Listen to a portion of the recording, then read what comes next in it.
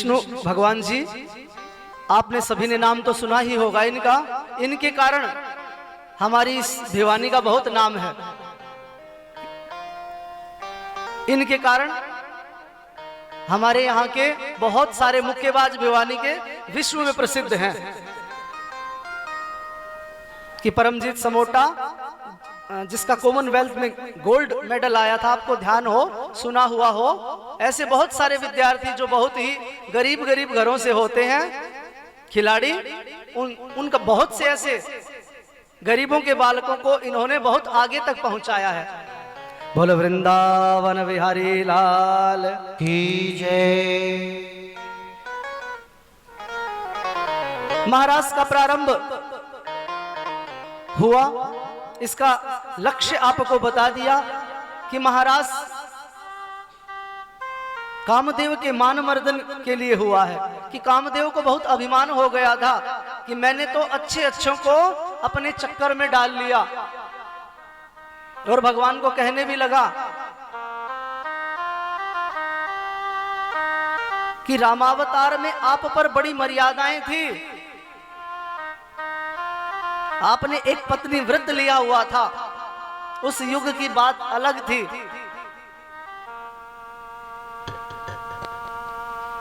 कि ब्रह्मा जी को नहीं छोड़ा, भगवान शंकर को नहीं छोड़ा, कि मेरे जाल में जो आया मैंने सभी का पतन किया है। तो शर्त लगा ली भगवान से कि अगर जीते, अगर आप जीत गए तो मैं आपका पुत्र, और अगर आप हार गए तो आपको मुझे बड़ा मानना पड़ेगा। भगवान समझ गए कि कामदेव का अभिमान अब शीर्ष पर है और अभिमान तोड़ना बहुत आवश्यक है, क्योंकि भगवान का तो काम ही अभिमानियों का अभिमान तोड़ना है।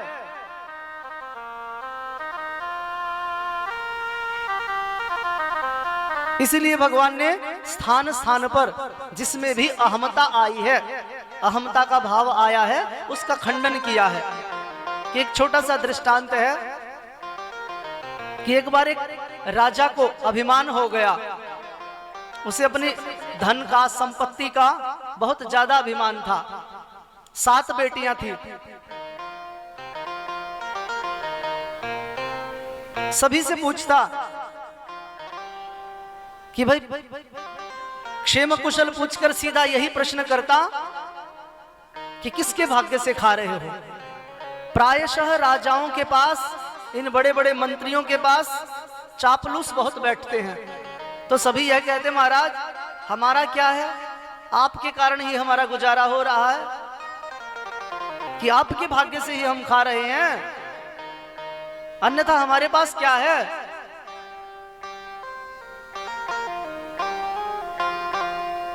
तो इन राजाओं को और इन बड़े बड़े पदों पर बैठे लोगों को भी अपनी प्रशंसा सुनने की आदत हो जाती है। एक बार राजा भोज ने कालिदास से प्रश्न किया कि कालिदास, शक्कर से भी मीठा क्या होता है। तो कालिदास ने जवाब दिया, महाराज यह जो प्रशंसा होती है, कि यह जो बड़ाई होती है, यह आदमी को शक्कर से भी मीठी लगती है। कि एक बार बड़ाई कर दो, बस आदमी 7वें आसमान पर पहुंच जाता है। लेकिन इस मिथ्या संस्तुति में कई बार मनुष्य का अभिमान बढ़ जाता है। अब राजा के साथ भी ऐसा ही था। राजा अपनी बेटियों से भी पूछता, क्षेम कुशल पूछकर, कि बेटा किसके भाग्य से खा रही हो। तो बेटियां भी प्रायशः यही कहती कि पिताजी आपके भाग्य से ही खा रही हैं। 6 बेटियां हर बार प्रश्न का यही उत्तर देती, लेकिन एक बेटी कुछ अलग थी। वह कहने लगी, पिताजी संसार में सभी अपने अपने भाग्य का खाते हैं, तो मैं अपने भाग्य का खाती हूं। अवश्यमेव भोक्तव्यम कर्म यत् शुभाशुभम। कि मनुष्य जैसा भी कर्म करता है, चाहे शुभ करे या अशुभ करे, उसको उसका फल जरूर मिलता है। अगर आपने हींग खाई है तो उसकी हींग खा ली तो उसकी ढकार न आए, ऐसा संभव नहीं है। ऐसे ही अगर कोई बुरा कर्म किया है उसका फल न मिले, यह संभव नहीं है। कोई अच्छा किया है उसका फल अब न मिले, यह संभव है, लेकिन आगे भी न मिले, यह संभव नहीं है।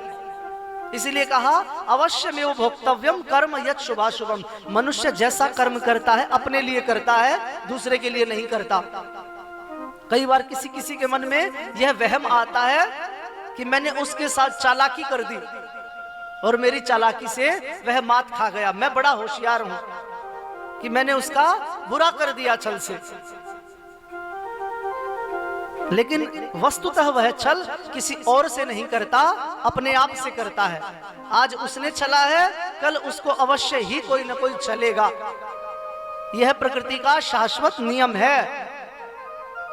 तो वह कन्या कहने लगी, पिताजी सभी जीव जंतु इस संसार में अपने अपने भाग्य का खाते हैं। पिताजी को बड़ा क्रोध आया कि सारी प्रजा कहती है, मेरी 6 बेटियां कह रही हैं, यह ज्यादा बुद्धिमान होने का स्वांग भरती है।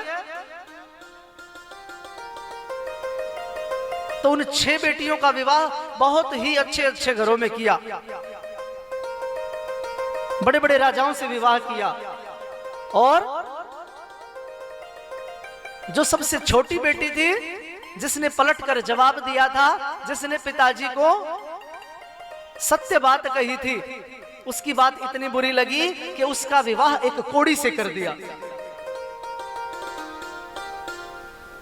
ईश्वर की माया। एक दिन ऐसा हुआ कि खेत में जुताई करते हुए उसके खेत में, उस कोड़ी के खेत में बहुत सारा धन मिला।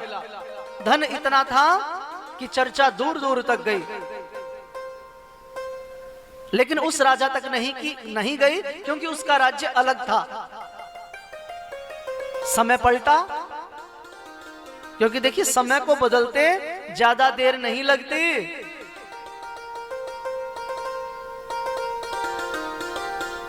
मनुष्य 1 मिनट में आसमान पर होता है, और कोई छोटी सी दुर्घटना हो तो यह नहीं पता लगता कि कहां था भी या नहीं था। राजा का समय पलटा कि मंत्रियों ने अपने कुचक्र से उसके सारे राज्य को हथिया लिया।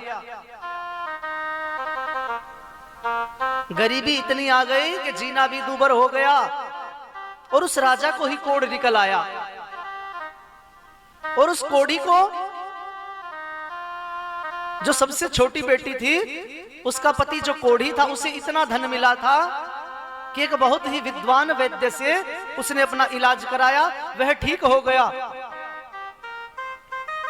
बड़े ठाठ-बाट हो गए। एक दिन वह कोढ़ी, जो अब पूरी तरह से ठीक हो चुका था, बड़ा ही सुंदर स्वरूप हो चुका था उसका, अपने राज्य में उसने बहुत बड़ा विशाल धर्म का आयोजन किया। और उस आयोजन में वह कन्या और उसका पति दोनों गरीबों को जब कंबल बांट रहे थे, तो उन गरीबों की भीड़ में उस कन्या ने अपने पिता को बैठा पाया। जैसे ही पिता को देखा, पिताजी का हाथ पकड़ लिया। पिताजी बताइए, कौन किसके भाग्य से खाता है? पिताजी ने अपनी बेटी से क्षमा मांगी कि बेटी, मुझे अभिमान हो गया था, मुझे ऐसा नहीं कहना चाहिए था, अभिमानवश मैं भूल गया था कि सबको देने वाला परमात्मा होता है। कि मेरे मन में यह आ गया था, मैं करता हूं, मेरे कारण ही मेरी प्रजा का पेट भर रहा है। तो यह अभिमान इस प्रकार का कि मेरे कारण ही यह सब कुछ हो रहा है, यह बड़ा ही गलत है। अपने आप को सबसे श्रेष्ठ मानना, यह गलत है। कामदेव के मन में ऐसा ही भाव आया है कि भगवान को चैलेंज कर रहा है कि भगवान, वह युग दूसरा था जिसमें आपकी महिमा थी, उसमें तो आप एक पत्नी व्रती थे। अब अगर आप मुझसे युद्ध करें, कामदेव से युद्ध, अब अगर आप मुझको पराजित करें तो जानू, और अगर मैं हार गया तो मैं आपका पुत्र बनूंगा। भगवान ने उसकी शर्त को स्वीकार किया। जगौ कलम वाम दृशाम मनोहरम। वेणुनाद प्रारंभ किया।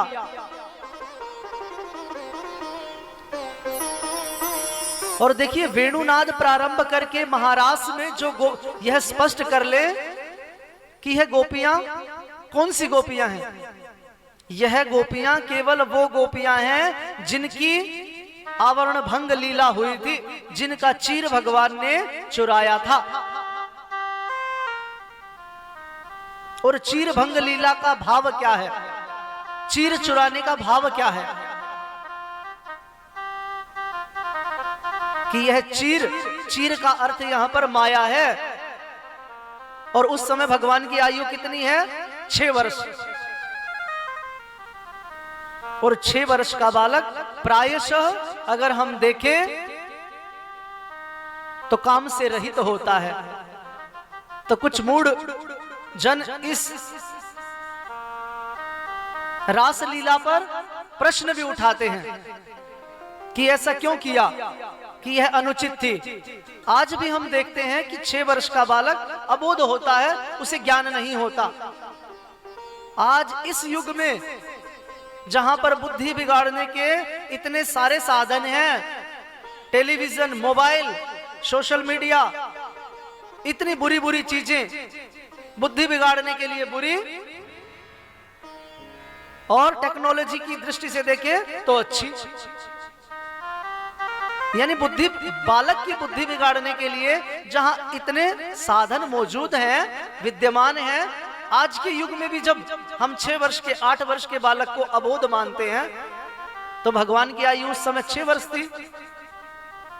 तो जो लोग रास मंडल को या रास क्रीड़ा को काम क्रीड़ा से जोड़ते हैं, यह उनकी बुद्धि का तुच्छ भाव मात्र है।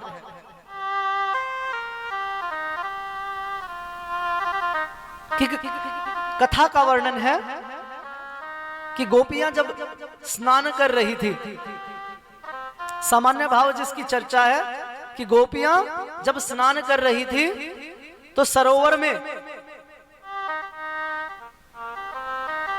बहुत से पक्षी थे, संध्या का समय था, लेकिन स्नान वह निर्वस्त्र कर रही थी। और ऐसा नियम है कि स्नानम दानम तथा होमम विवस्त्रो न प्रकुर्वेत, कि कुछ काम ऐसे होते हैं जो बिना वस्त्रों के नहीं करने चाहिए। कुर्वाणो पापकृत भवेत्, और अगर कोई करे तो पापकृत भवेत्, पाप लगता है। उन्हें संदेश दिया कि इस प्रकार से स्नान नहीं करना चाहिए। और अध्यात्म की दृष्टि से देखें तो वह आवरण केवल वस्त्रों का आवरण नहीं था, वह माया का आवरण था, जो ईश्वर ने जीव की बुद्धि से माया को हटाया है। वह कोई वस्त्र का आवरण नहीं था। तो ये गोपियां जो रास में आई हैं, यह केवल वही गोपियां हैं जिनका भगवान ने चीरहरण किया था, आवरण भंग नाश किया था। और वस्तुतः देखें तो यह गोपियां केवल उस युग की गोपियां हैं। यह गोपियां ऐसे ही गोपी नहीं बनी हैं, इन्होंने बहुत वर्षों तक तप किया है, इन्होंने बहुत वर्षों तक तप किया है, तब जाकर कहीं ये गोपियां बनी हैं। कि यह सभी गोपियां दंडकारण्य के ऋषि थे। भगवान जब दंडकारण्य में इतस्ततः अट्टन कर रहे थे, घूम रहे थे, तब भगवान को देखकर इनके मन में ऐसे ऐसे भाव जागे कि भगवान को पति रूप में पाना चाहती थी, क्योंकि कुल धर्म की मर्यादा थी। अब कोई प्रश्न कर सकता है इस पर कि कैसे मान लिया जाए कि कोई इतना रूप पर मोहित हो सकता है कि ऐसा भाव आ जाए। तो इसका समाधान हमें दिखाई देता है। भगवान राम का इतना सुंदर स्वरूप था कि ऋषि महात्मा संत जो भी देखता वही देखता रह जाता था। और ऋषि महात्माओं को छोड़िए, जब शूर्पणखा से विवाद हुआ और खरदूषण आए, युद्ध के लिए से अब जाकर कहीं ये गोपियां बनी हैं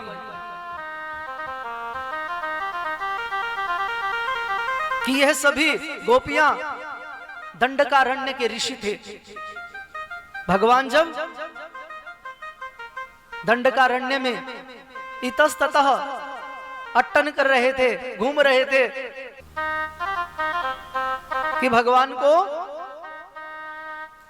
पति रूप में पाना चाहती थी, क्योंकि कुल धर्म की मर्यादा थी। अब कोई प्रश्न कर सकता है इस पर कि कैसे मान लिया जाए कि कोई इतना रूप पर मोहित हो सकता है कि ऐसा भाव आ जाए। तो इसका समाधान हमें दिखाई देता है। भगवान राम का इतना सुंदर स्वरूप था कि ऋषि महात्मा संत जो भी देखता वही देखता रह जाता था। और ऋषि महात्माओं को छोड़िए, जब शूर्पणखा से विवाद हुआ और खरदूषण आए, युद्ध के लिए सेनाएं आ गई, आमने सामने खड़े हैं। खरदूषण ने जब भगवान राम को देखा तो देखते ही रह गए और आपस में बात करने लगे। यद्यपि भगिनी करी कुरूपा वद लायक नहीं पुरुष अनूपा, कि यद्यपि इन्होंने अपराध तो किया है, हमारी बहन को कुरूप बना दिया इन्होंने, लेकिन फिर भी यह पुरुष जो है वध के लायक नहीं है, मारने लायक तो नहीं है। तो ऐसे ऐसे राक्षस जिनकी दृष्टि में भगवान ने उनका तत्काल अपराध किया था, वो भगवान पर मोहित हो सकते हैं, तो अन्य जन कैसे रहें? तो यह गोपियां कोई साधारण गोपियां नहीं है। वेणुनाद का प्रारंभ किया भगवान ने, कामदेव की शर्त मानकर उसी वातावरण के अनुसार वेणुवादन प्रारंभ किया। निशम्य गीतम तदनंग वर्धनम व्रज स्त्रिय कृष्ण गृहीत मानसा आजग्मुरन्योन्यमलक्षित मध्यमः सयत्र कांतो जवलोल कुंडलः। निशम्य गीतम तद अनंग वर्धनम, और भगवान के उस सुंदर गीत को निशम्य श्रुत्वा आकर्ण्य, उसको सुनकर, तद अनंग वर्धनम कामम वर्धयति इति अनंग वर्धन, गीतम निशम्य सुनकर चौर चित्त युक्ताः ताः गोप्यः आजग्मुः, आजग्मुः अर्थात आ गई। और जैसे ही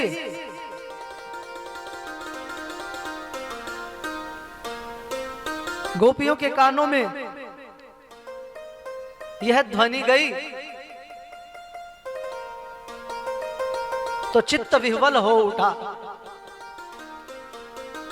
यहां पर संतों ने बहुत भाव दिखाए हैं। श्रीमद् भागवत पुराण में भी ऐसी चर्चा है कि ये गोपियां सभी अपने अपने कार्यों में व्यस्त थी। कोई अपने बालक को स्नान करा रही थी, कोई गाय को दूह रही थी, कोई अपने श्रृंगार में व्यस्त थी, कोई भोजन बना रही थी। तरह तरह की ग्रह क्रीड़ाओं में, ग्रह क्रियाओं में यह व्यस्त थी। दुहंत्यो भी युः काश्चित दोहम हित्वा समुत्सुका। तरह तरह के वर्णन है महाराज कि कोई श्रृंगार कर रही थी, आंख में काजल लगा रही थी, जैसे ही कानों में उस मधुर वेणु की आवाज गई, वह काजल ओष्ठराग की जगह होठों पर लगा लिया। और ओष्ठराग जिसका प्रयोग होठों पे किया जाता है, उसका प्रयोग काजल के स्थान पर कर दिया। उस तिलक को मुख राग के स्थान पर, मुख पर लेप कर लिया।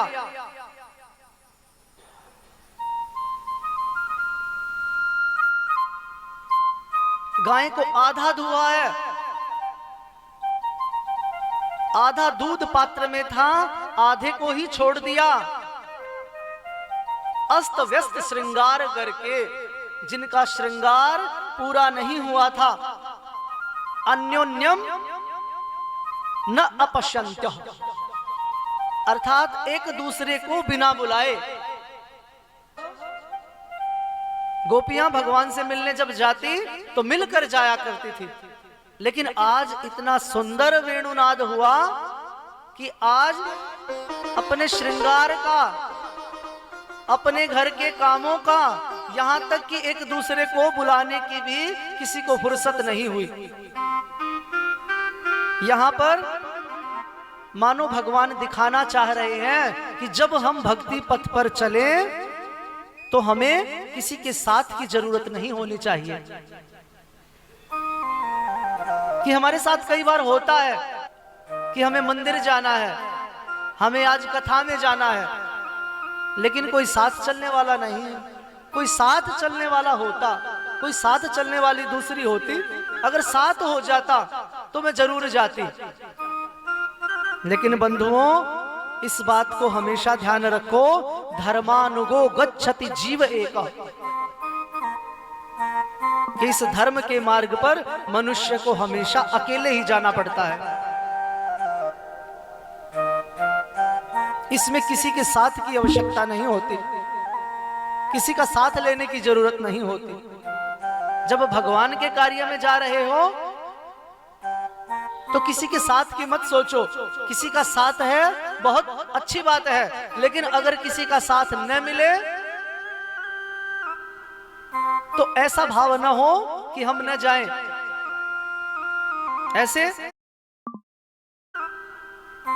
ऐसा भाव न हो कि हम न जाएं।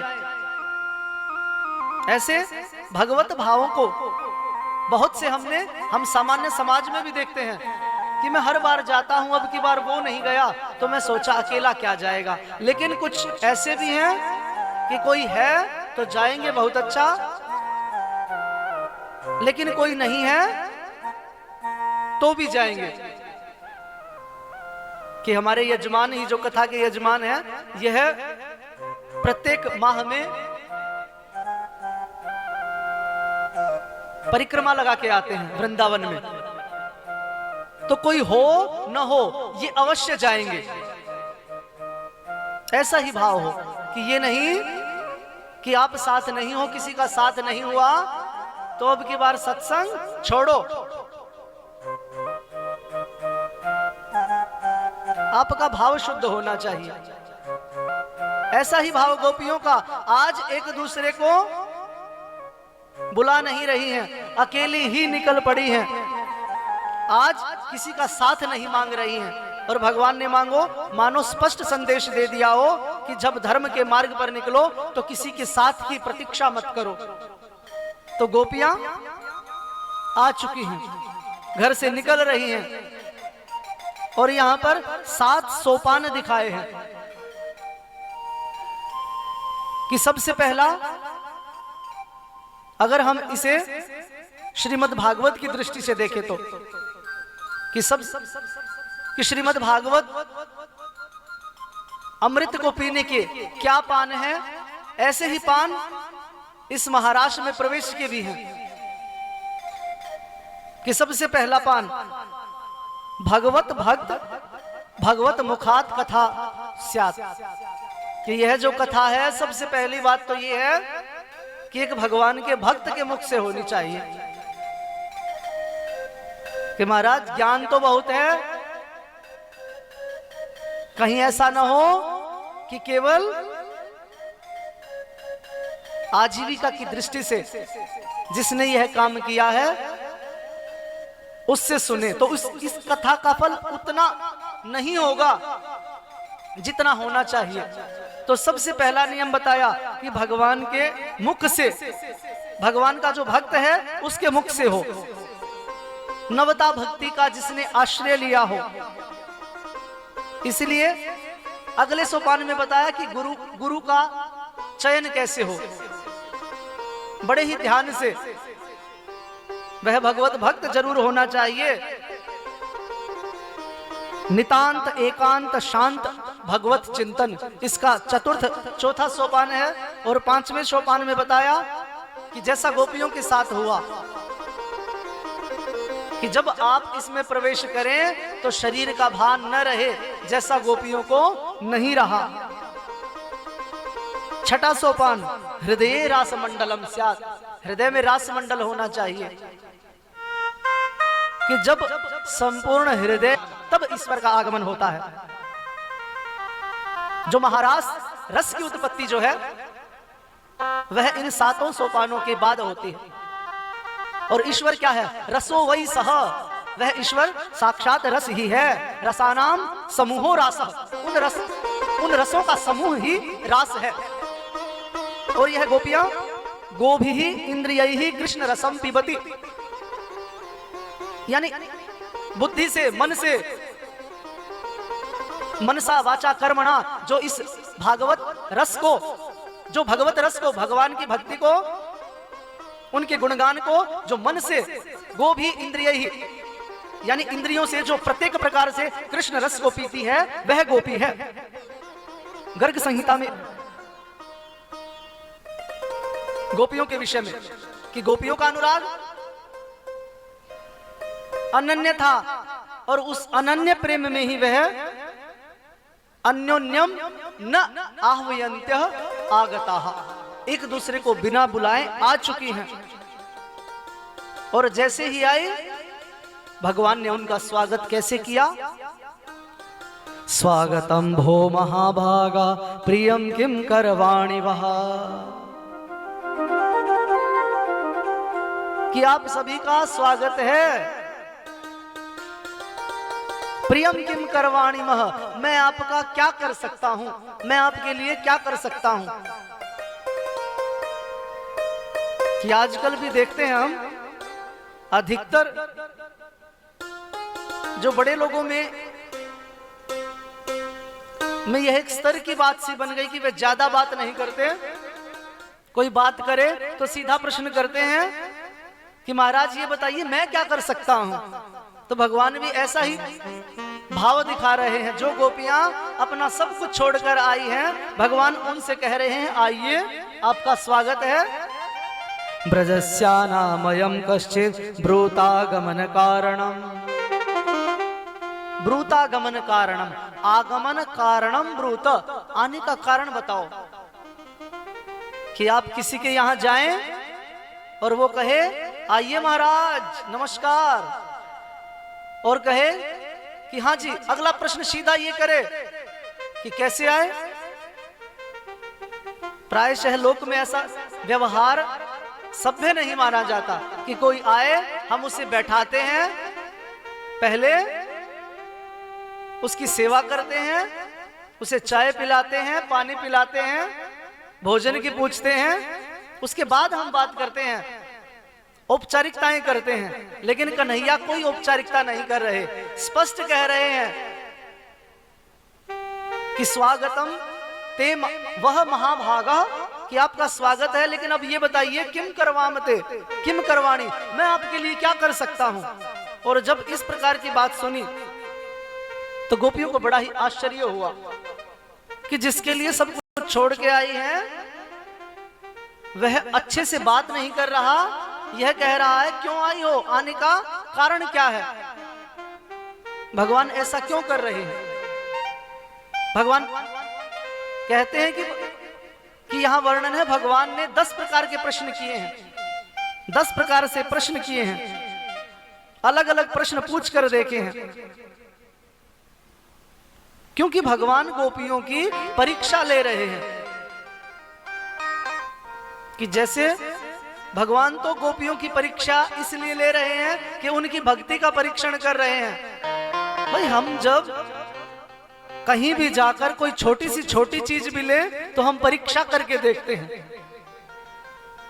कि एक घड़ा भी खरीदे हम तो उसे लेकर देखते हैं, परीक्षा करते हैं कि ठीक तो है। तो भगवान जिनको अपना भक्त बनाने जा रहे हैं उनकी परीक्षा तो बनती है।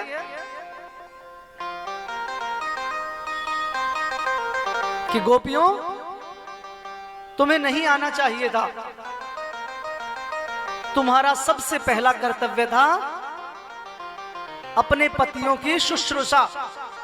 श्रोतुम इच्छा इति शुश्रूषा सेवायाः भावः अपि वक्तुम शक्यते। यानी अपने पति की परिचर्या करना तुम्हारा सबसे पहला कर्तव्य था। भर्तुः शुश्रूषणाम स्त्रीणाम परो धर्मो ह्यमायया। क्योंकि कहा गया है महाराज कि एक स्त्री का सबसे पहला कर्तव्य होता है अपने पति की सेवा करना, और सारे काम बाद में। अगर सबसे पहला कोई कर्तव्य है तो वह अपने पति की सेवा करना, उसे संतुष्ट करना। उसके बाद में औरों की सेवा बाद में आती है, पति का स्थान